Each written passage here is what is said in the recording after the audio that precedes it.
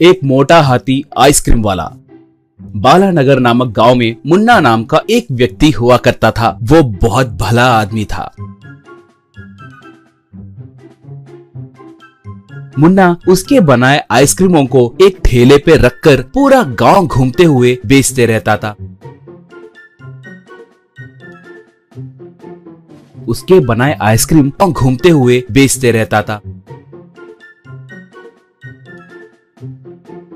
उसके बनाए आइसक्रीम बहुत खास होते थे। वो आइसक्रीमों को तरह तरह के जानवरों के आकारों में बनाकर बेचता था। उनमें हाथी के आकार में बनाने वाली आइसक्रीम और भी खास होती थी। वो आइसक्रीम उस गांव के बच्चों को बहुत पसंद थे। सारे बच्चे मुन्ना के आइसक्रीम के ठेले के पास आकर उन आइसक्रीमों को खाते थे।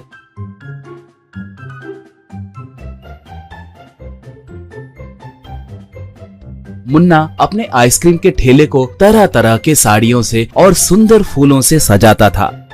ऐसे मुन्ना आए दिन सुबह शाम अपने आइसक्रीम के ठेले को ढकेलते हुए गांव के गलियों में घूमते हुए, आइसक्रीम भाई आइसक्रीम, ठंडी ठंडी आइसक्रीम, आइए भाई आइए, आपके लिए अलग अलग फ्लेवर में अलग अलग जानवरों के आकारों में बनाए आइसक्रीम, आइए भाई आइए कहकर आवाज देते हुए गलियों में आइसक्रीम बेचता था। वो गली के अंदर आते ही सारे बच्चे आइसक्रीम ठेले को घेर लेते थे और पैसे देकर अपने पसंदीदा आकार में आइसक्रीम खरीद कर खाते थे। ज्यादातर बच्चे हाथी के आकार में के आइसक्रीम ही खरीदते थे।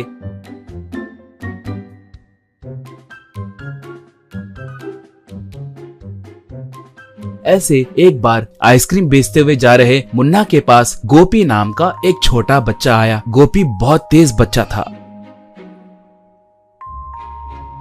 गोपी मुन्ना से, मुन्ना अंकल, एलिफेंट आइसक्रीम को कैसे तैयार करते हैं? वो उतना स्वादिष्ट क्यों होती है? उसकी खासियत क्या है? वैसे आपको हाथी उतना पसंद क्यों है?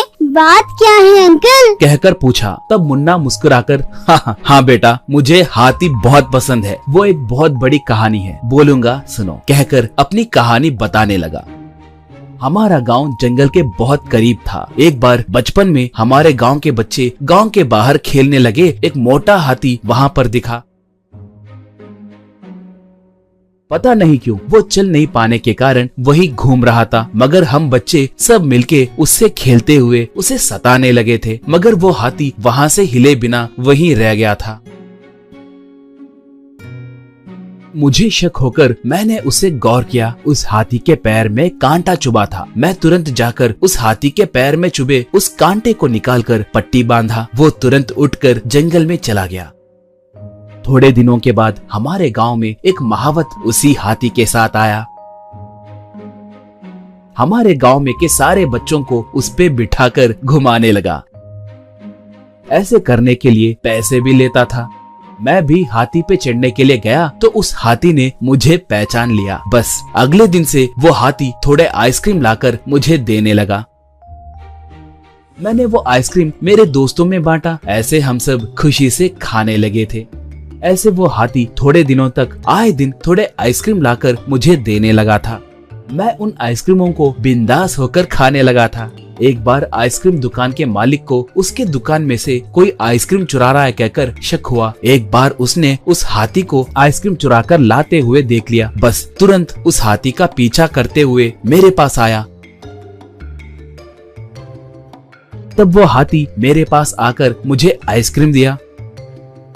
बस ये देखकर वो दुकान वाला उस हाथी को भगाकर मुझे पकड़कर उसके दुकान में काम पे रख लिया। मैंने वहाँ पर आइसक्रीम बनाना सीखा। जिस हाथी ने मुझे जीने का एक मार्ग दिखाया, उस हाथी के याद में मैं आइसक्रीम बनाकर बेचने लगा, कहकर अपनी कहानी बताया। ये सुनकर गोपी खुशी खुशी चला गया।